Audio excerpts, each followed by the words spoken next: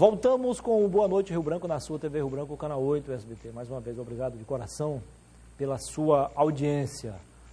Vamos dividir aqui, né, meu amigo Fred, né? Vamos compartilhar com os nossos telespectadores as últimas do Campeonato da Imprensa, que teve no último domingo no campo da ABB, cedido gentilmente pelo nosso amigo o Walter Luiz, né, o Valtinho, que é o presidente da ABB. A última rodada que apontou os classificados, né, para a fase semifinal. Então, depois de 2 meses de disputa aí, intensa, 4 equipes vão disputar a fase semifinal a partir de domingo. Tá? A partir de domingo, não, no domingo, porque no domingo serão conhecidos os campeões. E este ano, diferente dos anos anteriores, não haverá essa história de disputa de terceiro lugar, não. No outro domingo, na grande final, só mesmo os 2 finalistas. Terceiro e quarto vão só assistir. Eu acho mais legal assim, sabe? Então, começa então a fase semifinal domingo. No primeiro jogo, jogam os times, página 20, Jornal A Tribuna, é um combinado, né, os 2 jornais, contra a TV Acre, ou Rede Amazônica, como queira. E às 9 horas, o nosso time aqui do Jornal da TV e do portal riobranco.net enfrenta o time do jornal Opinião, do meu amigo Acrevenos, e agora reforçado também com o Marcos, que era do nosso time. Então, domingo serão conhecidos os finalistas do 13º Campeonato de Futebol Society da Imprensa, promovido pelo SINJAC, pelo Sindicato de Jornalistas Profissionais do Acre, na ABB. Se você quer assistir um show de bola murcha, vá ao campo da ABB neste domingo a partir das 8 horas. Está todo mundo convidado. Legal? Não é não, Fred? Muito bem. Legal, a arbitragem, tudo de primeira linha, né? São os árbitros que apitam na primeira divisão. Ou seja, o futebol é de 5ª categoria, mas a arbitragem é de primeira. Ainda bem, né?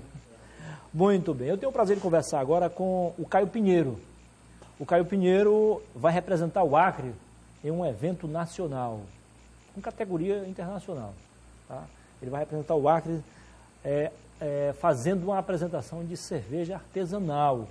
Ele também é estudante, claro, e presidente da União Municipal dos Estudantes. Seja bem-vindo, Caio. Obrigado. Tudo bem? Tudo bem. Você tem nome de jogador também? Ah, tô longe de jogar bola. E agora de comentarista? Não, pode ser, mas jogador é perna de pau também. Você é acreano de Rio Branco? Sou acreano de Rio Branco. Muito bem. Me conta aí como é que surgiu essa ideia de produzir cerveja artesanal. Na verdade, assim, né, já tinha o interesse pela área da culinária, vem de berço já, minha mãe, minha família toda, minha tia, meus tios, tudo tem essa prática de cozinhar. E daí, numa viagem que eu fiz para Santa Catarina algum tempo atrás, eu acabei experimentando a cerveja artesanal, percebi que era totalmente diferente da cerveja que eu tomava aqui no estado, que já tinha viajado... Ela é mais saborosa? Ela é mais saborosa, tem mais corpo, é mais cremosa, tem mais cheiro, entendeu? E daí eu achei uma coisa assim extraordinária, sensacional, nem parecia de fato com cerveja que eu tomava aqui. Aquilo me despertou um interesse. E aí, ao perguntar para o alemão do bar que eu estava tomando lá em Santa Catarina, de onde era a cerveja, ele disse que era daqui mesmo do bar, ele que fazia. Impressionante como Santa Catarina tem uma identidade forte com os europeus, notadamente com os alemães. Né? Impressionante isso. Aliás, o Brasil é um país continental, né? Em Salvador, na Bahia, eles têm uma identificação muito forte com os países de matrizes africanas, né? Sobretudo Angola. Aliás, se as placas tectônicas voltassem ao normal, Salvador encaixaria certinho lá em Angola. Então, pode ser aí uma explicação. Mas e aí? Não, e esse interesse foi assim despertado automaticamente, quando ele falou que a cerveja que ele vendia no bar dele, ele mesmo produzia. Até então, fiquei meio confuso, eu disse, mas como amigo? Assim? E aí ele simplesmente, de uma maneira muito humilde, me chamou, me convidou para entrar na cozinha dele. E aí, por um acaso, ele já estava produzindo uma cerveja naquela hora e me mostrou como fazia. Aquilo me impressionou pelo fato de ser muito simples. Tem muita gente que tenta colocar de uma maneira complicada e tal, mas não é não. De fato, é muito simples. Hoje, se você entrar no YouTube, você vai ver diversas pessoas dando dica de como fazer cerveja em casa. É uma coisa que qualquer cidadão hoje pode ter acesso. Porque são 4 ingredientes básicos. Isso. Né? A água, claro, o malte, fermento e... Lúpulo. Feito isso... você consegue fabricar da mesma forma que você faz uma comida em casa. Você seguir a receita. É claro que tem um pouco de técnica, você tem que conhecer um pouco de bioquímica, de alguns processos de fermentação, porque de fato é um processo que demanda muito cuidado, principalmente com a questão da sanitização, até porque é uma questão de alimento. Você vai consumir aquela bebida, então ela corre risco de estragar ali, entendeu? De você poder tomar ela e ela tá com gosto, por exemplo, de acetona, entendeu? Isso tudo depende do processo de fabricação. Por mais que seja uma coisa simples, que leva em 4 ingredientes, que é jogar no fogo, ferver, mas existe um processo de cuidado muito grande, que se você não prestar muita atenção, você acaba tendo um produto final diferente do que você querer tomar. E na primeira produção já surtiu efeito positivo? Nada, cara. Não? Na primeira vez que eu fiz, nada deu Teve certo. que devagarinho. Eu tive que ir fazendo algumas vezes, entendeu? Primeiramente eu comecei fazendo em casa, né? Assim, eu comecei a assistir vídeo no YouTube, depois que eu tive esse conhecimento. E aí comecei a tentar fazer em casa, não tive muito êxito, cheguei perto ali, mas não tive muito êxito. Depois eu tive a oportunidade de fazer um curso em Brasília com um alemão chamado Andrés, na Candango Brau, que é uma oficina de cerveja que tem em Brasília. E agora, mais recente, eu ingressei na Escola Superior de Cerveja e Malte, que é a primeira escola de cerveja. Você quer ficar um especialista mesmo, então? Eu acho que eu gostei muito da área, sim, até porque é questão cultural. A cerveja é uma bebida milenar.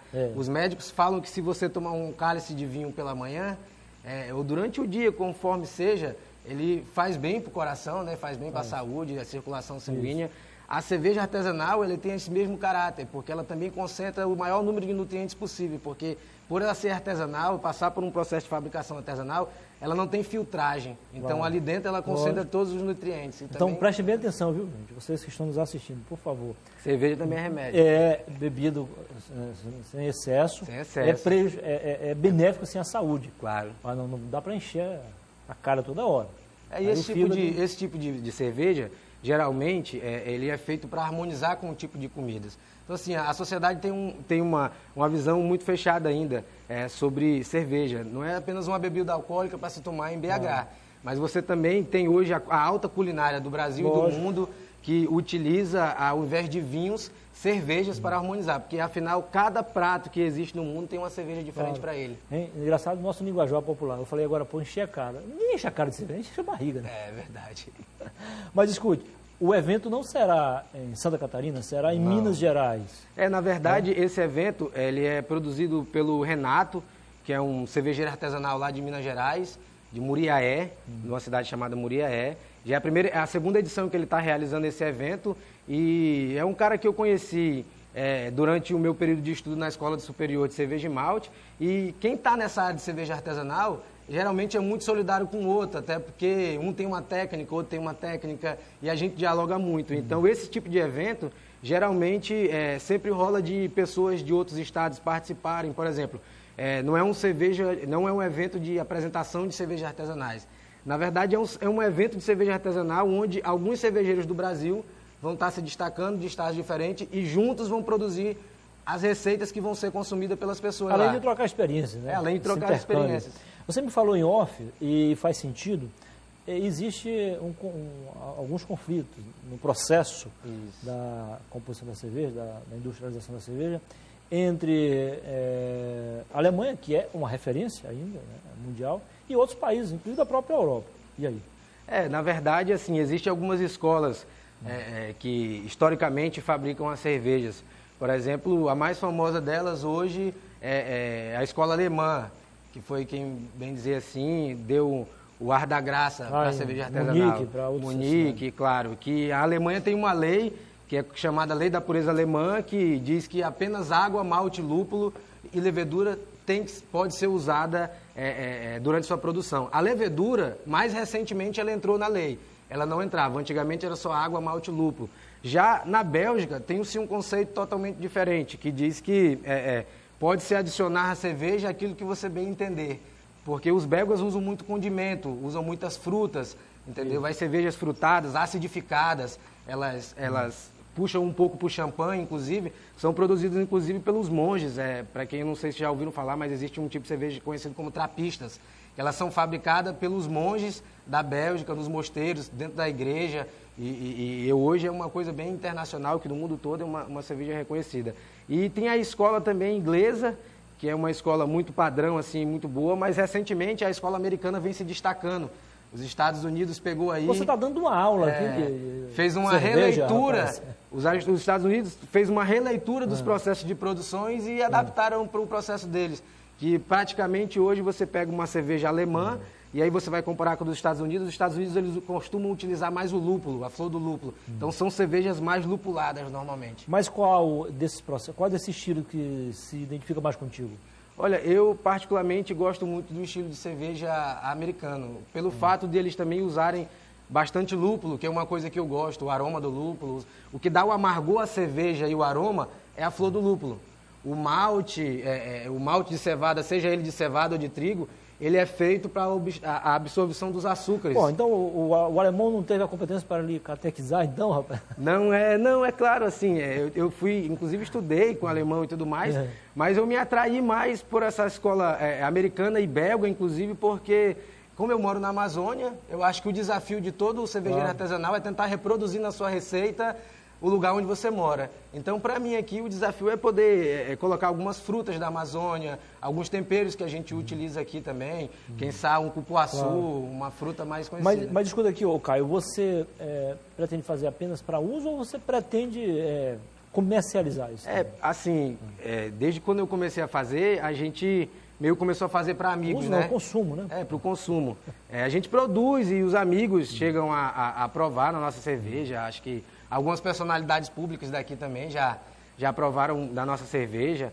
Tem que aproveitar para dar para esses candidatos aí, os vereadores, para ir atrás de votos aí, porque tá feio para coisa o negócio. Mas assim, futuramente a gente pensa em comercializar, porque a gente hoje, e aí eu queria deixar aqui também que não somente eu hoje, assim, quando eu comecei a fazer, eu acho que fui um dos pioneiros, mas hoje tem mais pessoas que já produzem cerveja artesanal aqui. Você viu como exemplo, então? Não, talvez não, foi por um acaso, assim, eu comecei a fazer cerveja artesanal, meus amigos começaram a divulgar, eu fui chegando, e outras pessoas foram chegando a mim dizendo, eu conheço um cara que também faz, eu conheço uma pessoa que também faz. Então hoje a gente tem um grupo de WhatsApp aqui, que tem uns 10, 15 cervejeiros artesanais, pessoas que estão iniciando agora, outros que já têm alguma experiência, mas é um grupo fechado, assim, que está recebendo novas pessoas, nós estamos tentando disseminar a cultura cervejeira.